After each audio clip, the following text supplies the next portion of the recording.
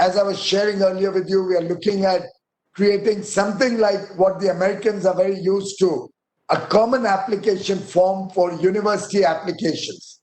I have myself gone through that process twice for both my kids, but I loved it.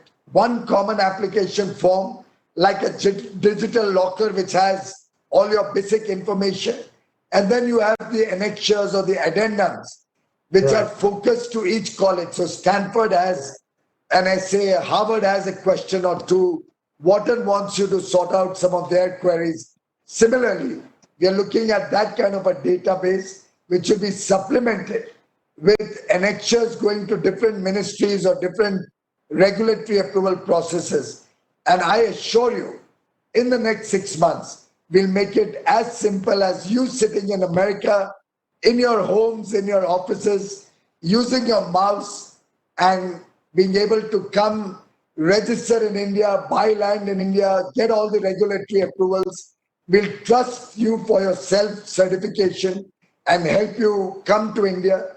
As far as resilient global value chains are concerned, India is very focused to encourage our industry to be a part of global value chains. This morning, I had a very good engagement with Australia, Japan, and the three of us have agreed on a new initiative towards resilient global supply chains, to begin with in our region and then subsequently internationally. Yeah, Piyush, I think there are two other aspects that I think will remain something that people get concerned about. One of those has to do with global standards. And because various countries, including India, in some cases for very good reasons, in others because it's history, have different standards, labeling requirements, different standards in different industries. What happens for most SMEs actually is that they find it really hard to deal with that because larger companies can still manage and navigate their way through differential standards. SMEs struggle, and SMEs are the growth engine for both India and the United States and many other countries. So have you taken a look at the idea of getting these standards to become more uniform? Is there a way we can be more helpful? Are there some where there is a no-go situation? So let's forget about those, but let's focus on those where we can make progress. How do you feel about that topic?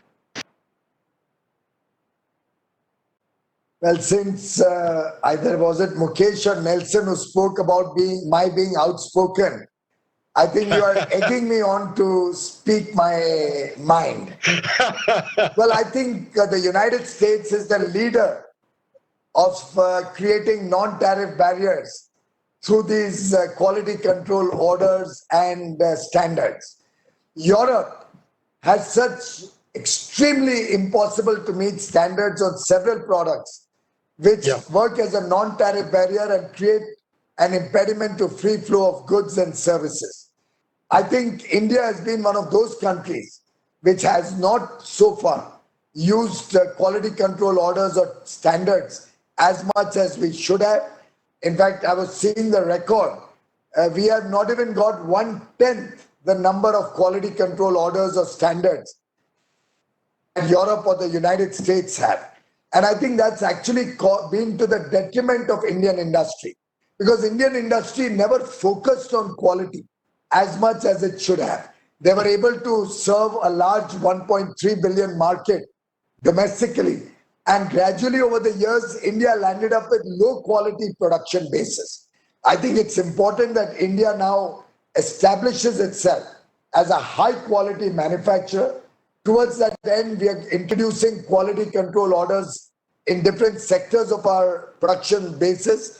This afternoon, I've signed a file where I'm going to be introducing quality control orders on several more products very soon. And this exercise is going to continue. India will have its own quality standards, but we are open to learning from the existing global standards. So before I set up any quality control order or new standard, I do study the landscape globally, but I'm creating my own standards, and very soon all my procurement is going to be based on Indian standards, just like Indian companies have to meet your standards in the US or other countries. When we have to supply goods or services to the US, I think it should be a two-way traffic. Wherever other countries are willing to accept Indian standards, we will be open to accepting your standards also. Yeah. I actually agree, Piyush. I think your presence at the G20. This is a conversation that even in my other role as the chair of the International Chamber of Commerce, I think we need a constructive dialogue on the idea of global interoperable standards. Because I'm fearful that without that, SMEs will have a very difficult challenge in the coming years. So this doesn't mean there's one winner and one loser, but we do need a patient and thorough conversation about this topic, because otherwise it feels like it's an opportunity that we're all missing.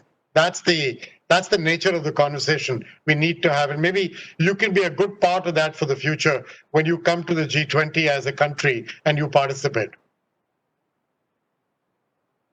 I would be delighted if we could come to some kind of an understanding globally at realistic standards. Unfortunately, on many products, overarching regulations have sought to be imposed more like a non-tariff barrier. So, for example, I fail to remember the exact ingredient, but on milk products in Europe, for instance, or on the pharma products, certain horizontal standards have been set up, which almost make it impossible for our businesses to engage with that market. So we have Yeah, MSMEs in India also who are equally hurt by such yeah, standards in other parts of the yeah, world. So I think yeah. it's, as they say in Hindi, everybody may not be able to understand it. Tali do haath se bachti hai. When you Correct. A clap, win-win. you need Yes, both hands to yes, clap.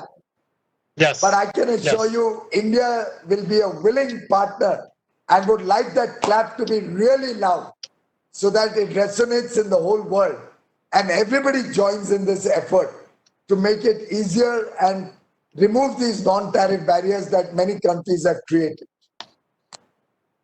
You just mentioned health and medical. So I know you recently praised the medical profession and you talked about this being the time to leverage technology to recharge the health system with the power of three A's: access, awareness, and availability. Now, as you kind of look forward a little bit in India on pharma, medical devices, medical professionals, what you're trying to do with self-reliance and Atmanirbhar Bharat, which is both self-reliance but also interconnectedness with the world.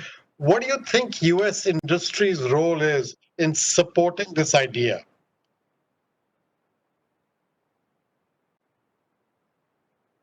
Well, I'll just add one more A, and that is Okay. affordability.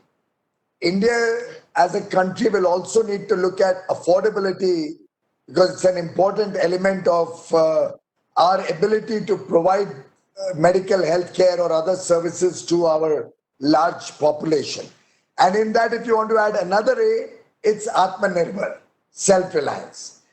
Now, why I believe that the US and India can partner and benefit both is because we have a large pharmaceutical supply base, which can support the US in providing affordable healthcare to your population. Provided we can once and for all close this chapter again around IPRs and the struggles we are having in trying to stop the evergreening of pharmaceutical products. Simultaneously, India will need large volumes of medical equipment, be it CT scan machines, MRI machines, oncology machines, PET scanners. The list is endless. And looking at the large population, and I want to provide quality healthcare to 1.3 billion Indians. To provide that, I need very high quality equipment. During the COVID pandemic, when I was out there in the market looking for this equipment all over the world, I feel sorry to share with you, no country in the world provided us with personal protective equipment, with ventilators, with rapid testing kits or COVID testing kits. Everybody was looking after their own. Nobody was willing to supply to a country like India. But that taught us the Atmanirbhar self-reliance lesson. And I'm happy to share with you, from a capacity of 300 tests per day, we have ramped it up to 1 million tests in only 5 months. From producing a few hundred personal protective equipment a day, today India produces 500,000 PPEs every single day. 500,000 masks every single day. We have now doubled the ventilators in India so that we have no shortage anywhere in the country. And now we've started opened up for export ventilators, personal protective equipment, testing kits, masks, all of that have opened up for export. Whereas India's strength was pharmaceuticals. I did restrict the export of a few pharmaceutical products, but I did not stop the export to any country in the world. Why did I restrict it? To make sure that everybody can get an equitable supply of that medicine. I had no shortage. I ensured the Indian requirement is met, but over 150 countries got as much of those products. At that point of time, it was hydroxychloroquine, paracetamol, and the likes. We did not refuse a single request, Ajay. Every country in the world, whatever they asked, we provided it. So that there's equitable distribution. We gave over 80 countries free medical supplies and equipment, free medicines. But those were the island countries, the African countries, the less developed countries. If I had not done that restriction, that would have been cornered by a few rich corporations. And I suspect the less developed countries would never have got those medicines. And I think Prime Minister Modi and India has earned the goodwill of the world. And today they recognize that India is a trusted partner. Because not a single country was deprived of what we had to offer, even though nobody was willing to give us what we needed at that point of time, which is why we went into this severe lockdown. We created domestic capacities, became self-reliant, and are today able to proudly say that our case fatality rate at under 2% is amongst the lowest in the world. We can proudly say that we are not dependent on any country in our fight against COVID. And we've truly become self-reliant. But going forward, I will have to upgrade my health infrastructure. American companies can play an important role in that. I invite you to come and partner with us in our effort to provide access, quality health being available at affordable prices to 1.3 billion Indians. Thank you. In fact, my program is also called Ayushman Bharat, another I A. see. I see. Actually, Piyush, the topic of equitable distribution is going to be key when the vaccine does finally, or vaccines do finally come out. Getting this done in a sensible way across the world is the only way for the world to get herd immunity, because otherwise we end up in a very difficult circumstance. But this topic, like the earlier topic of standards, is a thorny issue that needs a lot of care and a lot of leadership and the willingness to be open to different ways of thinking. Piyush, we are running out of time. May I ask you at the end of this, is there something you'd like us to think about how we can be helpful to you, to your passion, your energy, to keep succeeding and to keep building the US-India commercial as well as trade relationship? Well, for starters, I would love each one of you to share with us your own experiences, your ideas, and where you think we went wrong. What could we do better? How could we make it simpler for all of you to come and do business with India? What are the products that you are looking at adding to your supply chains where India can play a role, or India can be that trusted partner that you have all been looking for resilient supply chains? If we have more sense about what the requirements of the United States are, both in terms of product, service, quality, I'm sure that we can work together. USISPF has an important role to play, acting as a bridge between US businesses, Indian government, and Indian businesses. We want to learn from your experiences in the US. We want to facilitate your corporations and companies to come and work in India. Our doors are open. My time and my attention is available to each and every one of you. Any point of time, I'm happy to engage with subgroups or with your business community to navigate this process on fair and equitable terms. I think that's what's going to be important. As much as you talk to me, I hope you talk to the US government to create that